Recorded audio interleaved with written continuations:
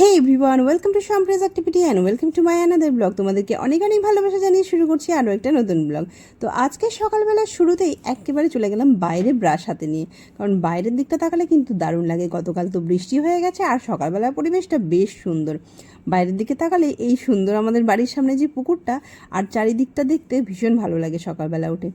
তো যাই হোক, দেখছিলাম এখানে আর দেখতে দেখতেই এই গাছগুলোর দিকে আমার নজর পড়লো। এই দুটো ঝাউ গাছ রয়েছে আমাদের বাড়িতে।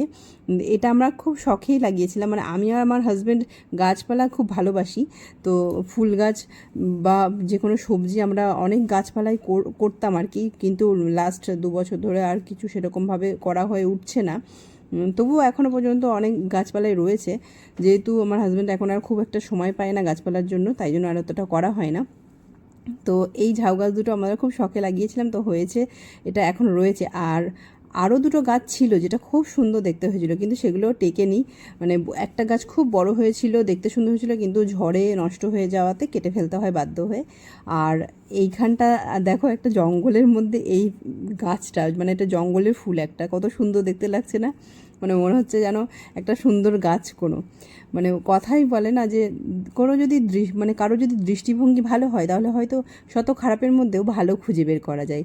আর যদি কারো দৃষ্টিভঙ্গিটাই খারাপ হয় তাহলে যতই ভালো থাকুক না কেন কারোর মধ্যে কিছু, তবুও কিন্তু তার চোখে সেটা খারাপই দেখায়। তাই আমাদের দৃষ্টিভঙ্গিটা ভালো হওয়া খুবই জরুরি, তাহলে আমরা সব কিছুর মধ্যে একটা ভালো কিছু খুঁজে পাবো।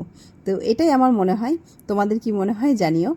আর সকালবেলা তো ঘরটর ঝাঁটিয়ে নিলাম, তো তারপরে একদম ভাতটা বসিয়ে দিলাম, কারণ হাজব্যান্ডের তো তাড়া থাকে অফিসে যাওয়ার জন্য, তাই জন্য আমি এখানে আলু সিদ্ধ ভাতটা বসিয়ে দিলাম। আর ওদিকে মাম্মার খাবারটা রেডি করে নিয়েছি, কারণ মাম্মাও এর মধ্যে উঠে গেছিলো, ওর ঠাম্মির কাছে ছিল। তো এবার আমি ওকে খাইয়ে নেবো, কারণ ওর খাওয়ার টাইম হয়ে গেছে। তো সেই জন্য মাম্মাকে এখন ওর ঠাম্মির কাছ থেকেই নিয়ে যাচ্ছিলাম। তো জানলায় বসে বসে দেখছিল বাইরের দিকটা। আর আজকে যেহেতু মঙ্গলবার, তো ওর পাপা উঠে গেছে, আর মঙ্গলবারে ও যাই প্রত্যেক মঙ্গলবারে বজরংবলির পুজো দিতে। এটা ও অনেক দিন ধরেই মানে করে আর কি, বিয়ের আগের থেকে ও বজরংবলির পুজোটা করে। সকালবেলা আগে মানে যতক্ষণ না পুজো দেয় ততক্ষণ ও কিছু খায় না, তারপরে মানে স্নান টান করে পুজোটা দিয়ে এসে তারপরে ও খায়। তো ও আজকে বেরিয়ে গেছে, তাই জন্য আমিও আমার কাজ সেরে খাবার বসিয়ে দিয়েছি, আর ওদিকে মাম্মাকে নিয়ে চলে এলাম, ওকে খাইয়ে নেব। তো মাম্মার এই যে খাবার রেডি সকালের, আর এখানে খাওয়াতে বসছি। তো মাম্মা এখানে দেখো ফোনের মধ্যে দেখতে ব্যস্ত। ফোনে যখনই নিজের মানে মাঝে মাঝে করে, এটা সবসময় করে না, ফোনে যখনই নিজের দিকে চোখ পড়ে তো অবাকভাবে দেখে যে মানে ব্যাপারটা কি হচ্ছে। তো আর এখানে আমি খাওয়াতে বসলাম মাম্মাকে নিয়ে। আর খাওয়ানোর সময় তো আমাকে প্রচুর বকবক করতে হয়, প্রচুর কথা বলতে, মানে কোনো মাথা মুন্ডু থাকে না কোনো কথার, মানে কি বলবো না বলবো, কোথায় গান কোথায় ছড়া, বিভিন্ন রকম কথা আমাকে বলতে হয়, মানে ননস্টপ কিছু না কিছু আমাকে বকে যেতে হবে আর কি। তো ওর সঙ্গে এইভাবেই গল্প করতে করতে ওকে খাওয়াতে হয়। আর এখানে ওই যে একটু কান্নাকাটি শুরু হয়ে গেছে, যেই না বুঝতে পেরেছে যে আমি ওকে খাওয়াতে নেবো আর কি, তাই জন্য এখানে চলছে একটু যুদ্ধ। তো এই সমস্ত করে তারপরে আলটিমেটলি ম্যাডামকে আমার খাওয়ানো হয়। তো এই হয় আর কি, মানে খাওয়ার সময় ওর ম্যাক্সিমাম টাইমে মানে এরকম ওর একটু কান্নাকাটিই পাই। খুব কম সময়ই হয় যে সময় ও কান্নাকাটি না করে খায়। আর এখন তো মোটামুটি ওই সকাল 9টার মতো বাজে, তো ওকে আমি খাওয়ানোটা সেরে নিলাম। আর ওদিকে আমার হাজব্যান্ডও চলে এসছে পুজো দিয়ে, ওর এই যে পুজোর প্রসাদ, আর এই যে ও নিয়ে আসে লেবু লঙ্কাটা প্রত্যেক সপ্তাহতেই। তো এটা এখানে রাখা হয়, একেবারে বাড়ির সামনেই লাগানোর কথা ছিল, কিন্তু এটা মানে বাড়ির সামনের মেন গেটটা না একটু নিচু, তো ওখান থেকে সবাই যাতায়াত করতে গেলে মানে সবার মাথায় লাগবে, সেই কারণে এটা আবার মানে ঘরের মধ্যে আর কি লাগিয়ে দেওয়া হয়েছে। তো আমি এখানে একটু প্রসাদটা খেয়ে নিচ্ছিলাম, কারণ সকাল থেকে আমিও এখনও পর্যন্ত কিছু খাইনি তখন, তাই জন্য ভাবলাম তাহলে একটু প্রসাদটা আগে খেয়ে নিই। তো এইখানে আবার সকালবেলা হাজব্যান্ড আবার বাজারের দিকেও গেছিলো, তো ও আবার এক রকমের শাক এনেছে, মানে ও কলমি শাক এনেছিল, অলরেডি সেটা হয়ে গেছে। এবার বাবা যখন আবার এসছে, বাবা আবার দেখি এটা ওই পাট শাকটা নিয়ে এসছে। তো এবার 2 রকমের শাক তো একবারে হয় না আমাদের বাড়িতে, একই মানে 2 রকম শাক একদিনে খায় না আর কি। তো সেই কারণে তো মা বললো যে তাহলে তুমি এটা আজকে বেছে নিয়ে রেখে দাও গুছিয়ে, তাহলে এটা কালকে করে নেওয়া যাবে। তাই জন্য আমি সেটাই ওখানে নিয়ে বসেছিলাম। আর ওই যে ওইদিকে আমার মাম্মা দুষ্টুমি করতে শুরু করে দিয়েছে, সিঁড়িতে উঠতে শুরু করে দিয়েছে এদিকে। হ্যাঁ, যেই না আমি এখানে বসেছি অমনি ওর চলে গেছে সিঁড়ির দিকে। ওর ঠাম্মিও ছিল, আমিও ছিলাম, তো তাই জন্য আর কিছু বলছিলাম না, ওখানে বসে বসে খেলছিল, হাসছিল, গল্প করছে আমাদের সঙ্গে ওখান থেকেই। তো এইখানে আমি ওইটা দেখেই হাসছিলাম যে শাক বাছতে বাছতে ওর ওই সব কাণ্ড কারখানা দেখেই আমি এখানে হাসছিলাম, আর ওর দিকে খেয়াল রাখছিলাম যে ওদিকে যেন চলে না যায়। তো আমি যেহেতু মানে এই দিকটা করছিলাম, তো মা ওদিকে রান্নাটাও করছিল। আর মা যেহেতু রান্না করতে করতে এবার মেয়েকে নিয়ে কোলে নিয়ে একটু মাঝে মাঝে গেছে, তো ওর ঠাম্মিকে যেহেতু দেখেছে যে খুন্তি দিয়ে রান্না করতে, এবার ওরও সেই মানে ইচ্ছে, এখন ও খুন্তি দিয়ে মানে রান্না করবে আর কি। তো সেই ঠাম্মিকে আর কিছুতেই রান্না করতে দেয় না। তো ঠাম্মি আবার আর এখানেও ঠাম্মি বলছে যা এটা মাম্মাকে দিয়াই, মানে তোর মাকে দিয়াই যা প্যান্টটা। তো ওকে দিয়েছে যদি দিতে, এইরকম করে যাচ্ছে, সমানে দুষ্টুমি করে যাচ্ছে, আমাকে দিচ্ছে আর না, ওটা নিয়ে ওর খেলা শুরু হয়ে গেছে।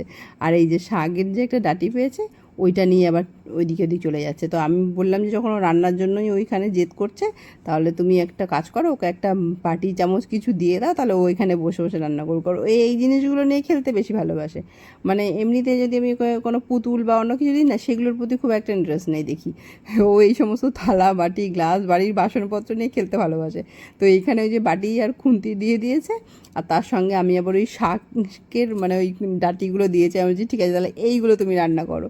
তো এইগুলো নিয়ে বেশ খুশি, মানে এইগুলো নিয়ে খুব ব্যস্ত, একদম রান্না করছে, অনেকক্ষণ ধরে খেলা চললো।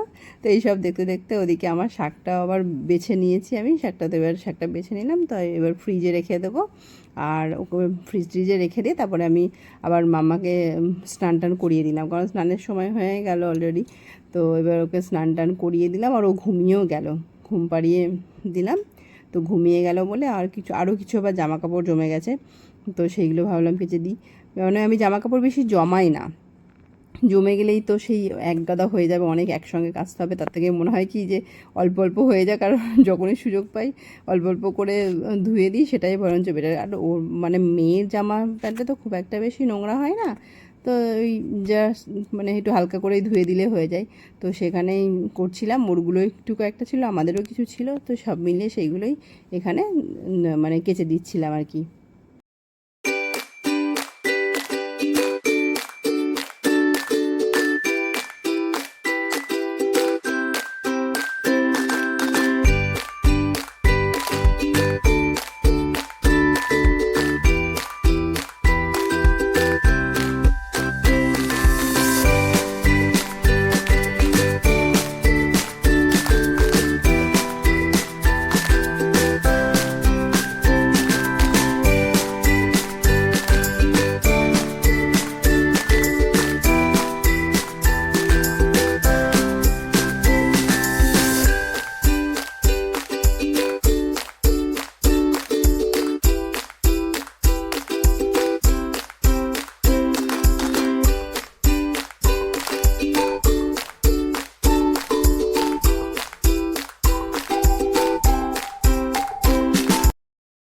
আর জামা কাপড়গুলো আমার কাচা হয়ে গেছে, আর এবার আমি দেবো জামা কাপড়গুলো একটু কমফোর্ট দিয়ে নেবো। আমি এই কমফোর্টটাই ইউজ করি, মানে একেবারে শুরুর থেকে না, শুরুর দিকে একটু ডেটল ইউজ করতাম, তারপরে কিছু দিন পর মানে কয়েক মাস পর থেকে আমি আবার কমফোর্টটা ইউজ করি। তো কমফোর্টটা এবার আমি সব জামা কাপড়গুলো এর মানে ধুয়ে ধুয়ে তারপরে আবার এই কমফোর্টের বালতিটার মধ্যে দেবো। তো কিছুক্ষণ রাখার পর তারপরে এখান থেকে আমি আবার ওটাকে মানে মেলে দেবো। তো এই সময় থেকে আর ভালো লাগছে না, এবার ভাবছি কখন একটু স্নান করব। একদম খুব গরম লেগে গেছে, তাই জন্য এখানে একটুখানি মুখে জলও দিয়ে নিচ্ছিলাম, কারণ তার আগে আমি ঘরটাও মুছে নিয়েছি, বাকি ওইদিকে সব কাজ মোটামুটি কমপ্লিট করে নিয়েছিলাম। তারপরে এদিকে জামা কাপড়টা কেচে স্নান টান করে চলে এলাম, আর মাম্মার জন্য খাবার রেডি করলাম। আর আজকে মাম্মার জন্য খাবার একদম সিম্পল রেখেছিলাম, কারণ প্রত্যেক দিন না একই সবজি দিয়েও খেতে চাই না। তো আজকে শুধুমাত্র একটু মিষ্টি আলু দিয়ে আর ডাল আর চাল দিয়ে একটু খিচুড়ি বানিয়েছিলাম। তো মাম্মা দিকে ঘুমোচ্ছিল, তারপরে আমি যেই না গেছি ওই ঘরে, তখনই ও ঘুম থেকে উঠে গেছে। আর ঘুম থেকে ওঠার পরে ওকে খাইয়ে টাইয়ে নিলাম, তারপরে তো রেস্ট। আর এটা ছিল সন্ধ্যেবেলা, এখানে চলছিল দাদানের সঙ্গে মুড়ি খাওয়া আর এই যে দুষ্টুমি করা, মানে একটু খেলাধুলো চলছিল আমার মাম্মার। আর আজকের দিনটা কিছুটা এরকমই গেল। আর তোমাদের আজকের ব্লগটা কেমন লাগলো অবশ্যই জানিও। আর হ্যাঁ, আমার ইচ্ছে তোমাদের কেমন লাগছে, তার খুনসুটিগুলো, তার দুষ্টুমি, তার হাসি কেমন লাগছে, সবটাই কিন্তু তোমরা আমার সঙ্গে শেয়ার করো। আর আজকের ব্লগটা যদি ভালো লেগে থাকে তাহলে অবশ্যই একটা লাইক করে দিও। আর আমার চ্যানেলে যদি নতুন হয়ে থাকো তাহলে সাবস্ক্রাইব করতে কিন্তু একদম ভুলো না। তাহলে দেখা হচ্ছে নতুন কোনো আরেকটা ব্লগে, ততক্ষণ সবাই ভালো থেকো, সুস্থ থেকো, টাটা বাই বাই।